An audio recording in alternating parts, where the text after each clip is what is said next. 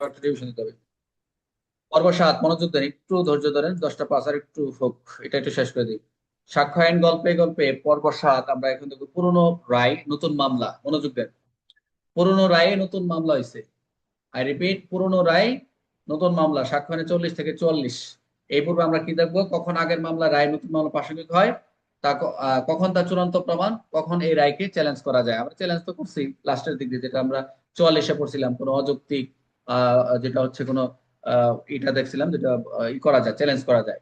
এখানে চরিত্র সব একই রয়েছে, বিচারক হাকিম, আইনজীবী নীলা, ইন্সপেক্টর রফিক, গোয়েন্দা জসিম, মিন্টু, সেলিম, দাদি আমিনা, টিয়া পাখি, বানর। এখানে কোনো পরিবর্তন নেই। তাহলে আমরা দেখলাম প্রথম দৃশ্য, একই মামলা আবার বলতেছে, একই মামলা কি আবার? করিম চাচা ও মিন্টুর মধ্যে জমি নিয়ে 5 বছর একটি মামলা হয়েছিল। আগেই করিম ও মিন্টুর মধ্যে 5 বছর আগে যে মামলা হয়েছিল, আদালত তখন রায় দিয়েছিল জমির মালিক করিম চাচা। ওই যে আমরা পড়ছিলাম, মনে আছে? জমি নিয়ে ঝামেলা হয়েছে, করিম চাচাই তো মালিক হলো, জমির মালিক। রহিম তো মিন্টুর সাথে তো ঝামেলা হয়েছিল, সে তো কাগজপত্র উপস্থাপন করতে পারে নাই। হ্যাঁ, আর সে তো শুধু স্বীকৃতি দিয়ে শেষ নয়, সে তো দলিল উপস্থাপন করতে পারে নাই। তো এই ক্ষেত্রে এখানে আসছে আবার যে সে আবার চিঠি লিখছিল, মিন্টু, আহ, আহ, করিম লিখছিল যে সে পড়ছিল, সে নিজে চিঠি লিখছিল মিন্টু যে এই জমির মালিক আপনি। তো আদালত তখন রায় দিয়েছিল জমির মালিক করিম চাচা, আমরা পড়েছিলাম। কয়েক বছর পর মিন্টু আবার একই জমি নিয়ে আবার মামলা করছে, বুঝতে পারছেন? যখন এই আহ, কে করিম যখন হেরে যায়, তখন আবার কি করলো এই সরি, মিন্টু কি করছে? মিন্টু যখন হেরে যায় তখন আবার কি করে এই করিম চাচার বিরুদ্ধে আবার মামলা করছে। বিচারক অবাক হয়ে বললেন, একই বিষয় নিয়ে আবার মামলা? তখন টিয়া পাখি বলল, এটাই হচ্ছে 40 ধারা। তাহলে যখন কোনো আগের রায় বা আদেশ নতুন করে মামলা আইনগত গ্রহণযোগ্য নয়, এই বিষয়ে পুনরায় মামলা নিষিদ্ধ, তখন সে আগের রায় প্রাসঙ্গিক। আমরা এটা কি জানি একটা ইংরেজি পড়ছিলাম, মনে আছে সবার? 403-এর সাথে মনে হয় কানেক্টেড, আমরা পড়ছিলাম ফৌজদারি কার্যবিধির সাথে। 40, রেড জুডিকার।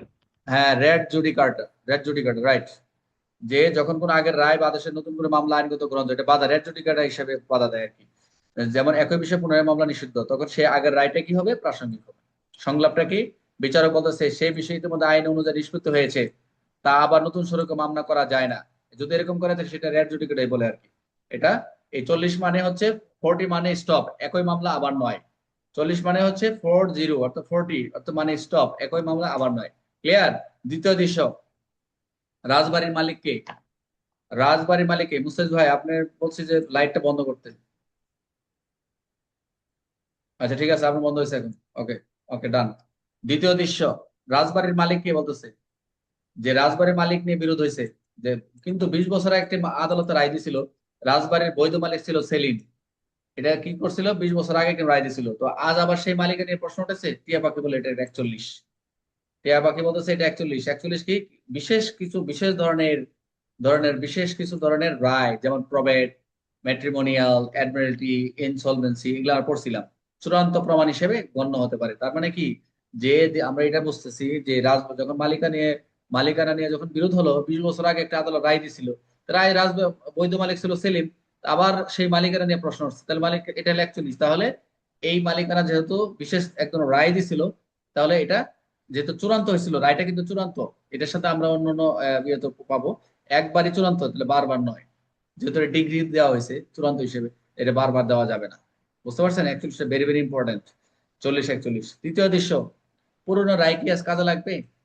বলতেছে এই পুরনো রায় কি কাজে লাগবে? এটা কিন্তু অনেকে 40 থেকে 40 পর্যন্ত যারা পড়েন, একটু বুঝতে অসুবিধা, একটু গল্পগুলো নেন, মাথায় মাথায় নেন, ভালো লাগবে। তৃতীয় দৃশ্যতে বলতেছে পুরনো রায় কি কাজে লাগবে? একটি পুরনো মামলায় আদালত বলছিল এই রাস্তা জনসাধারণ ব্যবহারের জন্য। আদালত বলছিল যে এই রাস্তাটা জনসাধারণ ব্যবহার করবে। এখন নতুন একটি মামলায় সেই রাস্তা অধিকার নিয়ে প্রশ্ন উঠছে, এখন নতুন একটা মামলা আছে, এই রাস্তার অধিকার নিয়ে একটা প্রশ্ন উঠছে। তাহলে কিরকম?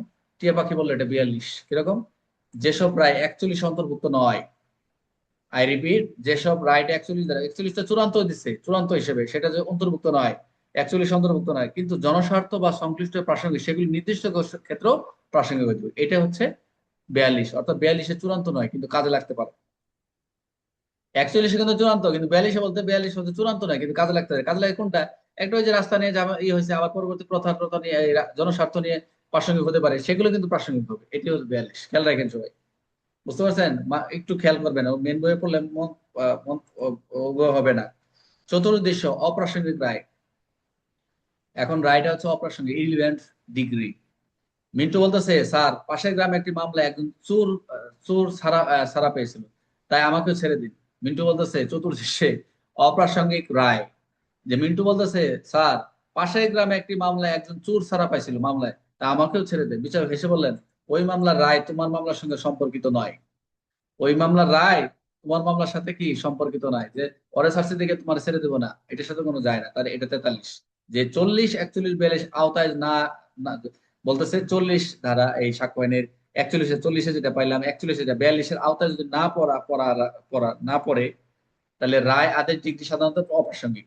যদি 40-এ না পড়ে, 41-এ, 42-এ যদি না পড়ে, তো ওগুলো তো প্রাসঙ্গিক তো হয়ে গেছে। তো এটার ক্ষেত্রে আপনার কি হবে না, এই আইনে আপনি ছাড়া পেতে পারেন না। আপনি ওরা ছাড়া পাইছে, আপনি ছাড়া পাবেন কেন? এটার সাথে কোনো সম্পর্ক নয়। তাই অপ্রাসঙ্গিক যদি অন্য কোনো কারণে প্রাসঙ্গিক হয়, যদি না অন্য কোনো কারণে প্রাসঙ্গিক হয়। এটাই হলো 43, অর্থাৎ সম্পর্ক নেই, তাই গুরুত্বও নেই।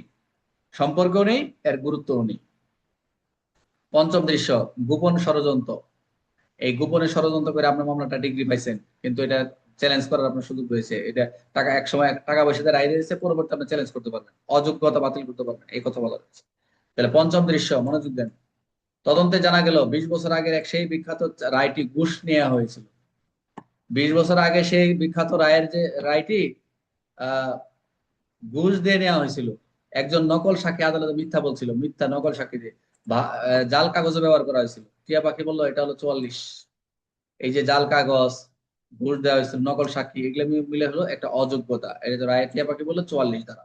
সাক্ষ্যনে 44, যে রায় 40, 41, 42 অধীনে প্রাসঙ্গিক, সে রায়ের বিরুদ্ধে দেখানো যেতে পারে যে এই যে আপনি যে রায় পাইলেন 40, 41, 42 যে রায়গুলো পাইলেন, আদালত আপনি দেখাইতে পারেন যে আদালতের অধিক্ষেত্র জুরিডিকশন ছিল না, রায়টি প্রতারণা ফ্রড করে করেছিল, এটা একটা কলিশন ছিল, যেটা যোগসাজশ। অর্থাৎ এটা একটা আহ, কি ছিল, রায়টা ছিল, রায়টা দিছে ডিগ্রি হিসেবে পাইছে, কিন্তু সেটা আপনার পরবর্তী কি রায়টা ছিল কি, এটা জুরিডিকশন ছিল না, কত করছিল, এটা যোগ সাজস। যার ফলে কি হলো, সংলাপটা কি দাঁড়াইলো, যে গোয়েন্দা জসিম, প্রবঞ্চনার রায়। হ্যাঁ প্রবঞ্চনা রায়, রাইট। এটা প্রমাণ করা যেতে পারে, প্রবঞ্চনা প্রমাণ করা অযোগ্যতা আদালতে প্রমাণ করা যেতে পারে আর কি। সংলাপটা কি, গোয়েন্দা জসিম বলতেছে, রায় আছে মানেই সব শেষ নয়। বলতেছে রায় পাইছি মানে, আমরা বলি না অনেক সময় মফস্বল এলাকাতে রায় পাইছে দেখিয়েছে 10 ডিগ্রি, আমরা দখলে আছি, আমরা অলরেডি 3টা ডিগ্রি পাই গেছি। তো এরকম ডিগ্রি 3টা ডিগ্রি কেমনে পাইছে? একজন পর পরই সে ডিগ্রি পায়। এখন কি something is wrong, something is fishing, যেটাই হোক, কিন্তু কথা হচ্ছে যদি সঠিকভাবে সবকিছু ঠিক থাকে তাহলে ওকে। আর যদি অনেক সময় এটা আইনের সাক্ষ্য বলতেছে যে সে পরপর, এটা আমি প্রমাণ করতে পারি যদি আমার ই থাকে, ক্রেডিট থাকে, আমার অনেস্টিটি থাকে, তো প্রমাণ করবেন। এই জন্য বলছে গোয়েন্দা বলতেছে রায় আছে মানে আপনার মনে করেন সব শেষ নয়। বিচারক বলতেছে যদি প্রমাণ হয়, বিচারক নিজে বলতেছে যদি প্রমাণ হয় রায়টি প্রতারণার মাধ্যমে আদায় করে, তাহলে চ্যালেঞ্জ করা যাবে। এটাই সে কারণ হচ্ছে, এক বিচারক করে গেছে, আরেক বিচারক রায় বলতেছে যদি প্রমাণ হয় রায়টি প্রতারণা আদায় করা হয়েছে, তাহলে চ্যালেঞ্জ করা যাবে। Okay fine. ট্রিক 44, চারদিকে খুঁজে দেখো ফ্রড আছে কিনা। 44 বলতেছে, 44 বলতে চারদিকে খুঁজে দেখো, চারদিকে খুঁজে দেখো কোনো ফ্রড আছে কিনা। বুঝতে পারছেন? তো এই চারদিকে খুঁজে তো দেখবে অবশ্য, 44-এর ভাষাটা এটা, যে দেখো কোনো কিছু পাও কিনা। আমরা অনেক সময় বলি না, একজন এই দেখ, এই পিছনে লাগাই দেখ, এই ধর এটা, এটা এটা দেখো, এই সেকশনটা বলে 4 4 4। এই 4 4ই বলতেছে কাজ কিছু খুঁজো, তাকে বাস দেওয়ার জন্য কিছু খুঁজো, যে পাওয়া যায় কিনা। আদালতের রায়, বিচারক বললেন, আজ আমরা কি শিখলাম? একই বিষয়ে বারবার মামলা করা যাবে না, এটা আমরা দেখলাম। কিছু রায় চূড়ান্ত প্রমাণ, সেটাও দেখলাম। কিছু রায় অপ্রাসঙ্গিক, সেটাও দেখলাম। কিছু রায়ের কোনো গুরুত্ব নেই। কিন্তু সর্বশেষ দেখলাম 40, 41, 42, 43, 44। তাহলে আমরা কিছু রায়ের কোনো গুরুত্ব নেই, যেটা দেখলাম 43। আর আর প্রতারণা নেওয়া রায়কে আদালত চ্যালেঞ্জ করা যায়। এই কথাগুলো একটু একটু নিবেন। আর কারো এগুলো তো আপনার পিডিএফ চাচ্ছেন না, অসুবিধা নাই। কারো দেখা যদি মনে হয় তাহলে বললেন, দিয়ে দেবো। টিয়া পাখি মনে রাখার ছড়া, 40-এ একই মামলা থামো, 40-এ একই মামলা থামো যদি হয়ে থাকে, 41-এ রায়ের পূর্ণ সমান, 42-এ কিছু রায় কাজে লাগে, 43-এ অপ্রাসঙ্গিক ভাগে, 44-এ যদি প্রতারণা ধরা, রায়কে চ্যালেঞ্জ করা সারা। 40-এ দেখলাম আগের রায়ের কার নতুন মামলা বাধাগ্রস্ত, সেই রায় প্রাসঙ্গিক, একই মামলা আবার নয়।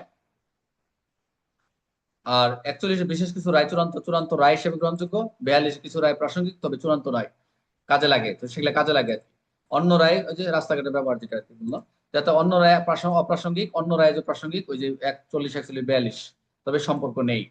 44 প্রতারণা যোগ্য সাজেশ, অধিক্ষেত্রে অভাব দেখিয়ে রায় চ্যালেঞ্জ করা যায়, ফ্রড।